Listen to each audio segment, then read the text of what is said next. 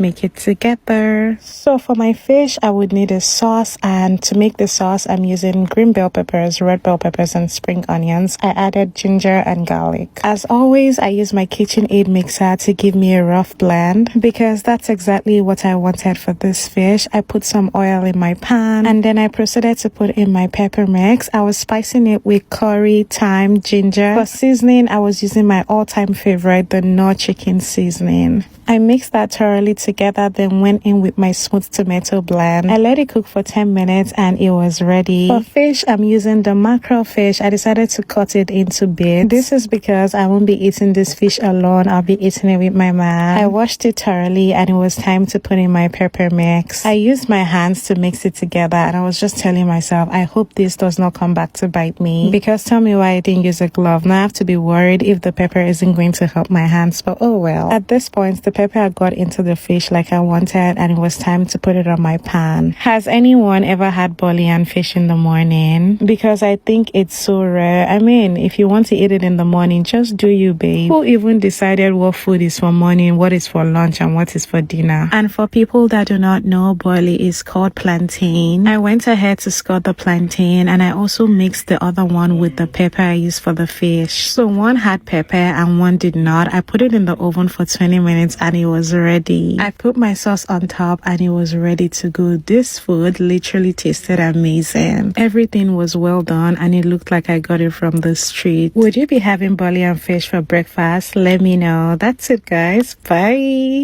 So let's make it together. For some funny reasons, I realized that the food you do not put efforts in actually turn out nice. I put my spaghetti in my boiling water and I went ahead to blend my pepper mix. I had varieties of meats that I was going to be putting in my pasta. I was also going to be using tomato paste and coconut milk. I went ahead to put my vegetable oil in my pan and also my coconut oil. Tell me how I forgot about my palm oil. I mean, who makes native pasta without palm oil? I put in my onions and my tomato paste. I let that fry for about 5 minutes before going in with my pepper mix. Honestly speaking, I don't know how I forgot that palm oil was supposed to be my base. So I went ahead to heat it in another pot and then I went in with all my pepper mix. I mixed that thoroughly together and I proceeded to put in my spices and my seasoning. I let that fry for a bit before putting in all my meats. Is there anyone that makes native pasta or native rice without putting enough protein inside? I put in crayfish as well because I do not consider anything native if there's no crayfish inside. I went in with my eggs. I wanted my eggs to soak in the stew before taking it out. I honestly should have put in my coconut milk first before putting in my egg because at this point I had to be very careful. Careful enough so that the egg doesn't break in the stew. I took the eggs out and it was time to put in my pasta. A lot of people would ask if this is pasta or spaghetti. So pasta is the general name and spaghetti is a type of pasta. I let it steam for a bit and went in with my spring onion. This is for color and flavor.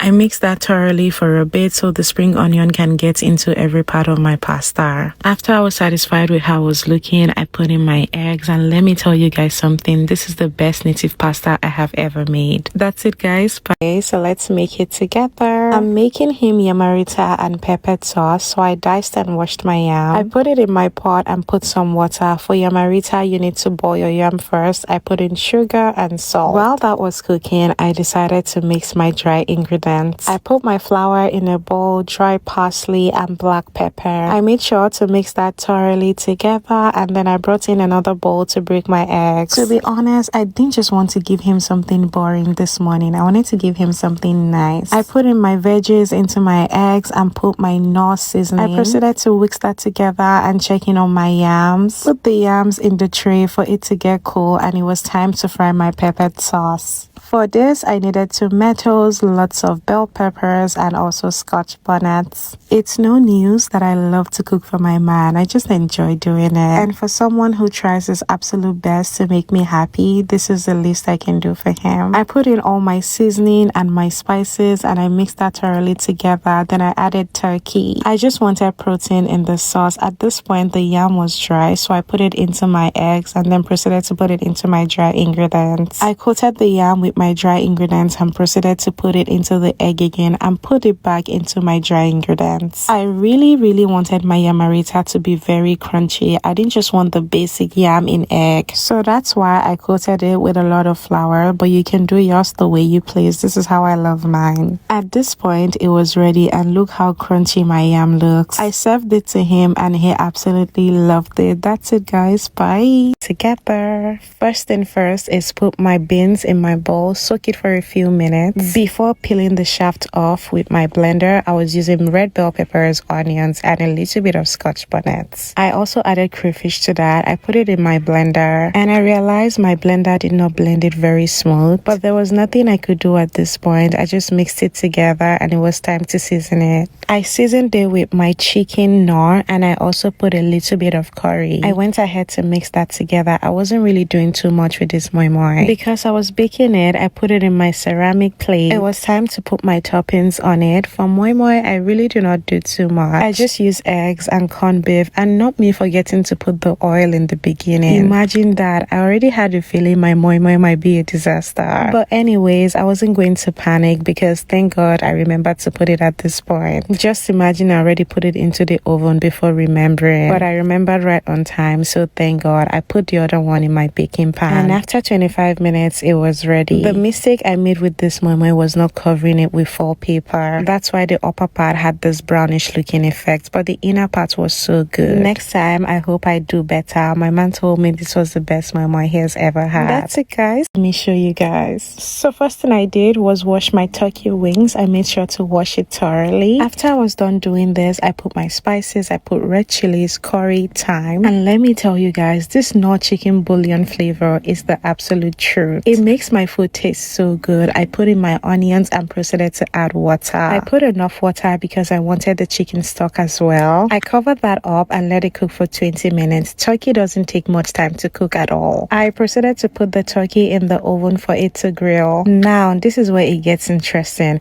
I was using yellow pepper and green bell pepper, spring onions, scotch bonnets, garlic, and ginger. These were the only vegetables I was using. There was no red bell pepper or tomatoes. I blended that roughly, put my oil in my pan, and proceeded to put in my onions. Now, because I just wanted a bit of tomato effect, I put in my tomato puree and let that fry. After I was satisfied with the result, I proceeded to put in my pepper mix. Mix that together with my tomato puree and let that fry. I went ahead to put in my spices and my seasoning. I used the same one that I used to season the turkey. At this point, the turkey was ready. Honestly, it's just better to grill your turkey than to fry it. I just feel like grilled turkey tastes a lot better. I put the turkey into the sauce. The plan was for it to sit there for about 15 minutes, just so the sauce can soak into the turkey, and it was ready. I put in spring onions just for color and flavor, and it turned out so good. If this was yours, what would you be having it with? That's it, guys. Bye. Today, so there's this chicken burger I have been obsessed with, and I thought to recreate it. So I went ahead to put in my corn flour, paprika, black pepper, chicken seasoning, and suya pepper. I mixed that thoroughly together. For my vegetables, I'll be using tomatoes, onions, and lettuce. I would also be using this secret sauce and this smoky honey mustard. That was so good. I went ahead to cut my chicken into chunks, broke my egg, and put in chicken seasoning and chilies. I whisked that together and it was time to put in my chicken. So what I do is put my chicken in my wet ingredients and proceed to put it in my dry ingredients as well. I put my vegetable oil in my pan and it was time to deep fry it. I let it fry for about 10 minutes and it was ready. This is the bread I love to use for my burger. I get it from Walmart. So with this burger, I wanted it extremely creamy. So I put the secret sauce first, put my lettuce, and then proceeded to put my onions and my tomatoes. I put a lot of honey mustard because I wanted it to be very juicy. Then it was time to put in the star of the show, the chicken, and look how properly fried my chicken is. Tried my best to make sure that the cream got everywhere. Toasted my bread and covered that up with cream, and it was time to cover it up. top. If you've not tried any of my burger recipe before, this is actually the best one to try. It was so good. That's it, guys. Bye. Turkey pie today. We've heard of meat pie, we've heard of chicken pie, we've even heard of fish pie, but have you heard of turkey pie? So let's make it together. I shredded my cooked turkey and I decided to toast it for about 5 minutes. Once that was done, I put in my diced potatoes. I made sure to cut my potatoes very little because I wanted it to cook on time. I seasoned it with black pepper and my chicken seasoning. I also added a bit of curry.